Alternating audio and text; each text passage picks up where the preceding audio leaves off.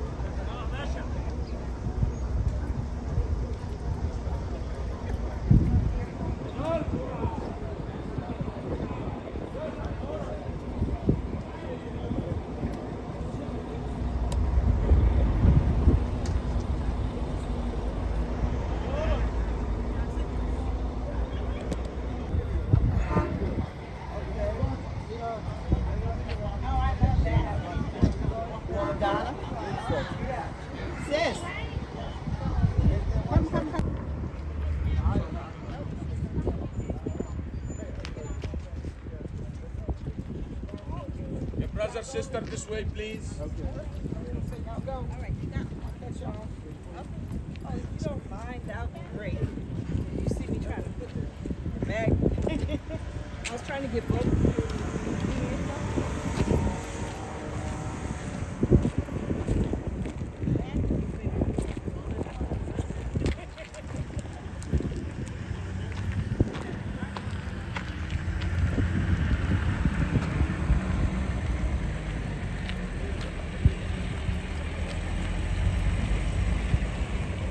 Tear down the pyramids. When they realized the enormity of the job, they gave up.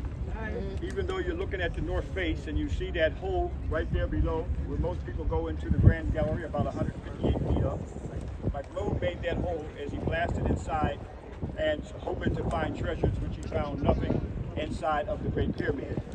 Keep in mind the cot, or the physical body, is no longer there, and even though he plundered into it, it's still strongest and the largest structure on the planet Earth. In mass, you think about putting the Taj Mahal, the Westminster Abbey, all these things, structures down inside this structure. And even though you're looking at it, it did not always look like this. Herodotus, who came here around 450 BC, and at that time it had white limestone on it.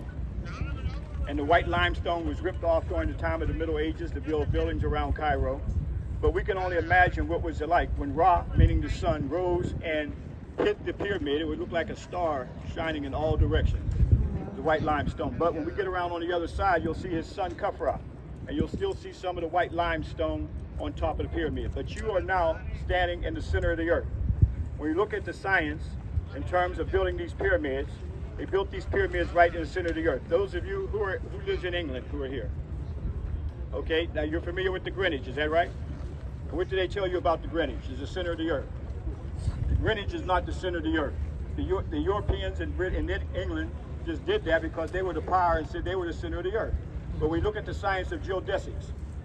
Geodesics are the landmass of the planet Earth. We are right now in the center of the earth.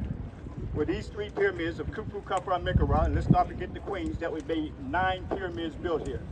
We're talking about the tallest structure on the planet Earth until the Eiffel Tower was built. So you think of all those millenniums and times that have gone by, and this structure here is still the largest in mass on the planet Earth. Some of that white limestone you can see down at the base of the pyramid that once covered the whole pyramid. 481 feet with the rod at the top, capstone. You'll see the Menehet's capstone in the Cairo Museum. Where is Akhet Khufu's capstone? Now it's called Akhet. Akhet means the horizon. Akhet Khnum Khufu. Khnum, he's acknowledging the Neter from Ta-Nehisi or Nubia. When we get to Nubia, we're going to deal with the Neter. The Neter means divinity. Okay, it had nothing to do with gods and all these other things. It represents divinity, just like when we think of Christianity, of Matthew, Mark, Luke, and John, represented as various animals. Is that right? Yes. Okay, ox, birds, whatever. But Jesus is a fish. 2,000 years ago, they say Jesus was, it was fish worshipers. But they were zoop types that they used to represent whether it's zodiac, Pisces, or whatever. All right? But here, Khnum Khufu, that would represent that Neter from Ta-Nehisi. But looking at this structure here, looking down on you, look at the mass of this structure. To think about 2,300,000 stones. Koriheb priest told Herodotus that it was 2,300,000 stones, and now mathematicians are saying that it's double that now, over 4 million stones. So for us to understand that, let's say you take these stones from New York to Los Angeles, it would be halfway back across the United States. That's the mass of this structure. So at this point, Abdul's going to give us some insights on the pyramid, and then we're going to walk up close so you can touch the stones on the outer casing here of 5 tons each, but keep in mind on the inside, those stones are 50 tons each. So he doesn't have a mic. So. I always try to be prepared for everything. Now keep in mind, we're going to be saying a lot of things here around science and terrestrial and celestial and cosmic connections and the visual documentation with the lecture. It's important to be at the lectures because we're going to pull it all together during the lecture.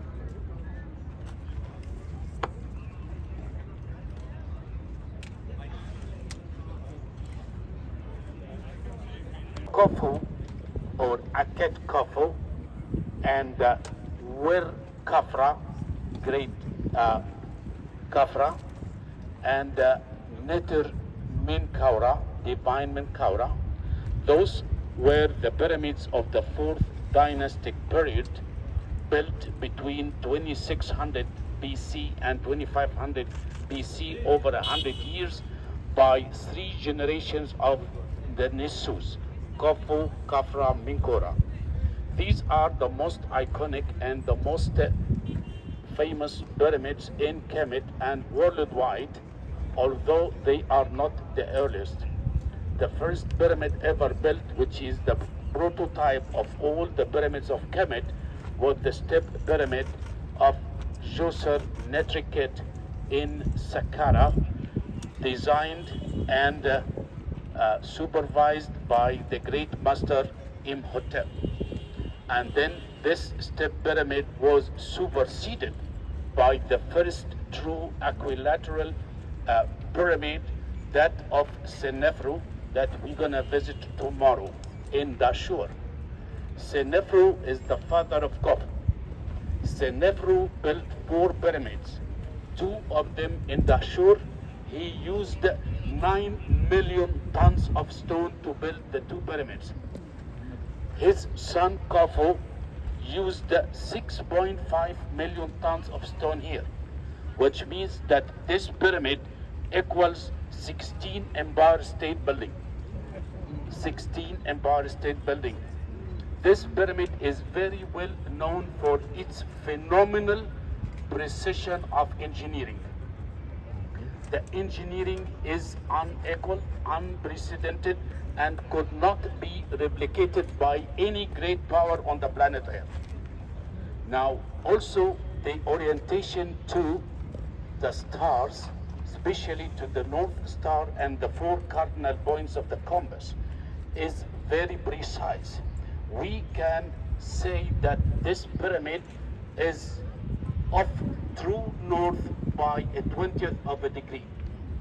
This pyramid, which is now 481 feet, for the last 4,000 years was the tallest structure on the planet. Before the erection of Eiffel Tower in Paris, this was the tallest structure on the planet, standing 481 feet on a plateau which is 165 feet above city. The footprint of this pyramid is 13 acres of land, which means that 7 Manhattan city blocks can fit into the base of this pyramid, or 10 soccer beaches can be standing within the perimeters of the pyramid. This pyramid has a base which is 755 feet per side, and the variation between the 4 sides is less than 1 inch. Those people achieved a pyramid whose base is level from north to south and from east to west, with a variation of 1 inch.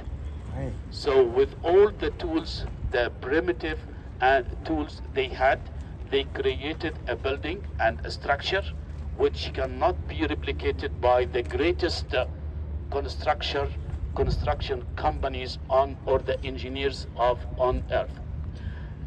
This pyramid has the most complicated internal design.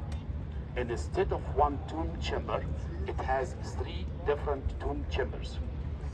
Okay, and the highest tomb chamber is 140 feet high above ground level. Can you imagine this pyramid when it was covered in its original white casing of dazzling white stone? This casing consisted of 144,000 blocks. And by losing this casing, we lost 35% of all the dimensions of this pyramid. 35 by losing it, because this casing being composed of 144,000 blocks, each block was 20 tons and 200-inch thickness.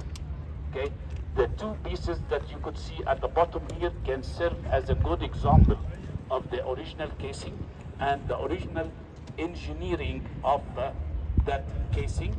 It was slanting to produce the slope of the pyramid, and the blocks were joined in a precision that you cannot allow a razor or a needle to go between the columns.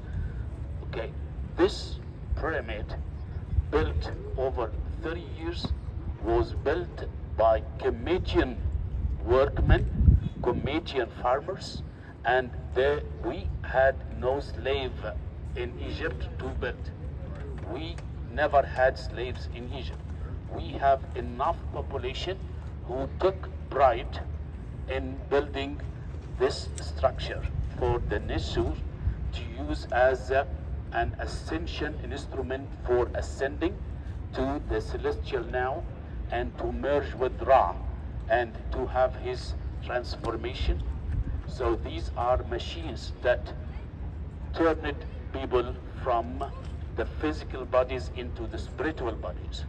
And in the pyramid text, which you're going to see tomorrow in Titi's pyramid, they told us about the function of a pyramid being used as a sun ray ramp, helping the king to ascend to heaven. And they said that a pyramid is like one arm of Ra extended to take the king skywards. Okay, so these pyramids here are the most gigantic pyramids, and they are all standing. And as I've told you earlier, that every pyramid was in a focal point of a complex. What does a complex consist of? It consists of the tombs of the nobles and high officials that you see right there. On this side, on the east side, the tombs of the king's relatives and the satellite pyramids of his queens.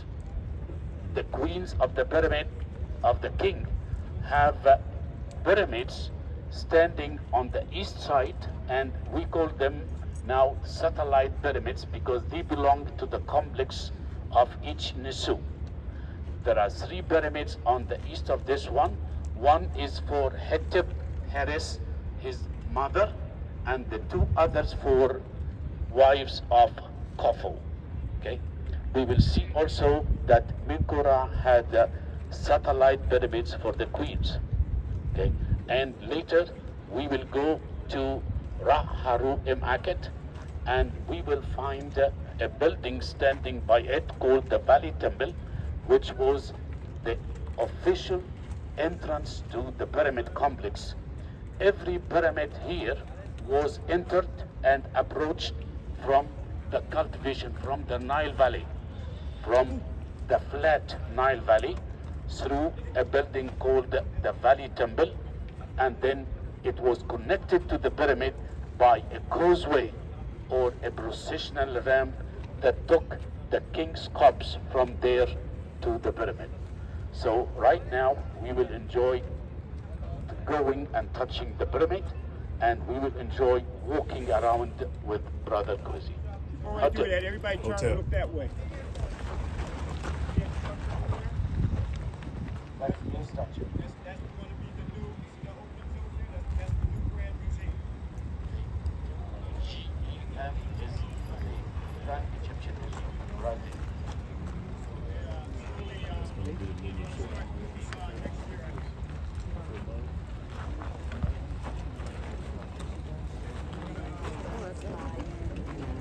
I'll be old enough. Yep. All right. I'm down. Okay, now keep in mind, let me say one thing. They, because they want to try to keep the preservation of the structures, only 30 people at a time can go inside of the pyramid. So of course we got over 100 people. Now keep in mind the Grand Gallery is 158 feet high. You have to have an extra ticket to go inside. Now for the young, if there's a couple young people here who want to do that later, you can come back up and visit the pyramid. But all of us will have a pyramid experience, and that'll be tomorrow. When we go inside of Teddy's pyramid, most of us can go inside of Teddy's pyramid. It's a short chamber, it's small, and it's very unique. Although it's not built like this, it's a little dilapidated. It looks like a mound.